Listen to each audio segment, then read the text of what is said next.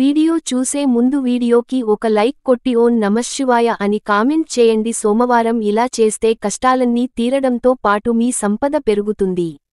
సోమవారం అంటే శివుడికి అంకితమైన రోజు. జలంతో అభిషేకించిన భక్తులు కోరిన కోర్కెలు తీర్చే బడా శంకరుడు. సోమవారం నాడు విధి విధానాలతో భక్తి శ్రద్ధలతో పూజలు చేస్తే మహాశివుడి కటాక్షం లభిస్తుంది. అలాగే కోరిన కోర్కెలు కూడా నెరవేరుతాయి. జ్యోతిష్య శాస్త్రం ప్రకారం సోమవారానికి ప్రత్యేక మహత్యం ఉంది. ఒకవేళ వారంలోని మొదటి రోజు ప్రారంభం శివుని పూజతో జరిగితే వారం అంతా భక్తులకు ఏ విధమైన కష్టం రాదని నమ్మకం. శివుని ఆజ్ఞ లేనిదే చీమైనా కుట్టదు అని అంటారు. అంటే ఈ సృష్టిలో ఏ చర్యకైనా ఏ కార్యానికైనా శివుని ఆజ్ఞ లేనిదే అది ముందుకు నడవదు. ఆ పరమశివుని కరోనా ఉంటే ఎలాంటి గ్రహదోషమైన మనల్ని పట్టి పీడించదు. ఆ మహేశ్వరునికి సోమవారం అంటే చాలా ఇష్టం. సోమవారం శివుడి పూజతో అనేక శుభ ఫలితాలు కలుగుతాయి. మనకున్న ఆర్థిక సమస్యలు పోవాలంటే శివుడిని ఇలాంటి విధానాలతో పూజించండి. సోమవారం నాడు సూర్యోదయానికి ముందే నిద్రలేచి ముందుగా తల స్నానం చేయాలి. ఇంటిని మొత్తం శుభ్రం. శివుడిని పూజించే ముందు తప్పనిసరిగా వినాయకుడిని మొదటగా పూజించాలి.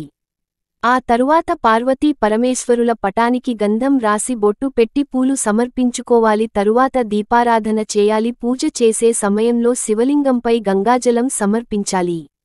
శివస్తోత్రము చదువుతూ దేవుని పటానికి విభూదిని సమర్పించాలి. శివుడికి పూజ చేసే సమయంలో శివ చాలీసా శివాష్టకం పఠించాలి. ఇది వీలుకాకపోతే మనసులో ఓం నమఃశివాయ అనుకుంటూ శివ పూజ చేయాలి. దీనివల్ల భక్తుల కష్టాలు ఇబ్బందులు అన్నీ దూరమవుతాయి. అన్ని కోర్కెలు త్వరగా తీరిపోతాయి. శివుడు ప్రసన్నుడై భక్తులపై వరాలు కురిపిస్తాడు. పూజానంతరం పరమశివునికి నైవేద్యంగా తాలింపు వేసిన దద్దోజనం సమర్పించాలి. ఎలా ప్రతి సోమవారం చేయడం వల్ల అప్పుల బాధలు ఆర్థికపరమైన సమస్యలు తొలగిపోయి ఐశ్వర్యవంతులు అవుతారు. ముఖ్యంగా దేవునికి పూజ చేసిన ప్రసాదం పెట్టిన ఏకాగ్రమైన మనసుతో చేయాలి. అప్పుడే ఆ భగవంతుడు స్వీకరిస్తాడు. 3 ఆకులు కలిగిన బిలువ పత్రం శివుని 3 కనులకు చిహ్నం అని చెప్పారు. అంతేకాదు త్రిశూలానికి సంకేతం కూడా. ఇవి గత 3 జన్మల పాపాలను హరిస్తాయి. ఈ బిలువ పత్రాన్ని శివునికి సమర్పించడం వల్ల దారిద్ర్యం తొలగిపోతుంది. అయితే ఈ ఆకులను చెట్టు నుంచి కోసేటప్పుడు కొన్ని జాగ్రత్తలు పాటించాలి. బిల్వపత్రాన్ని అమావాస్య, మకర సంక్రాంతి, పౌర్ణమి, అష్టమి, నవమి రోజుల్లో అసలు కోయరాదు. చెట్టు నుంచి వేరు చేసిన తర్వాత నీటితో శుభ్రం చేసి మాత్రమే శివుడికి సమర్పించాలి. ఏ పండు అయినా శివునికి ప్రసాదంగా పెట్టవచ్చు. అయితే శివునికి ప్రీతికరమైనది వెలగపండు. ఇది దీర్ఘాయుష్షును సూచిస్తుంది. ఈ పండుని స్వామికి సమర్పించడం వల్ల మీ జీవితంలో కష్టాలన్నీ తీరిపోతాయి. శివుడు ఎక్కడ ఉంటే అక్కడ ఐశ్వర్యం ఉంటుందని నమ్మకం. పరమశివుని పూజించే భక్తుని జీవితంలో ఎప్పుడూ దేనికి లోటు ఉండదు. శివుడు తన భక్తుల ప్రతి కోరికను తీరుస్తాడు. తులసి ఆకులను ఎట్టి పరిస్థితుల్లోనూ శివుడికి సమర్పించకూడదు.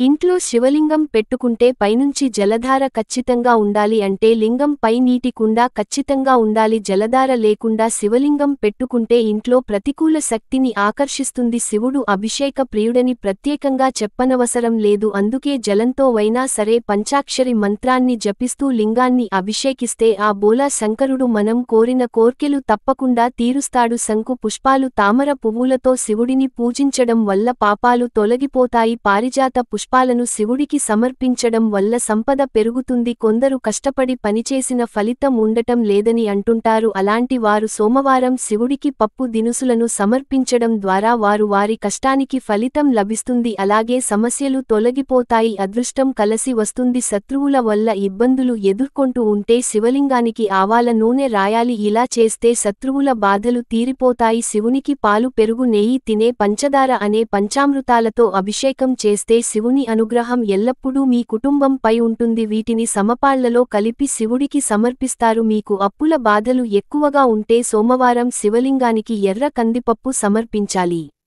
సంపంగి పూల సువాసన అంటే దేవతలకు చాలా ప్రీతి. వీటితో పూజించేవారికి శివుడి కటాక్షం లభిస్తుంది. ఎల్లప్పుడూ సంతోషంగా ఉంటారు. ఉమ్మెత్త పూలు ఆకులు పరమేశ్వరునికి సోమవారం నాడు సమర్పించండి. మెతో మథనం సమయంలో శివుడు విషయాన్ని తాగారు. ఉమ్మెత్త పువ్వులు సమర్పించడం వల్ల శివునిలోని విశ్వ ప్రభావం శాంతించబడుతుంది.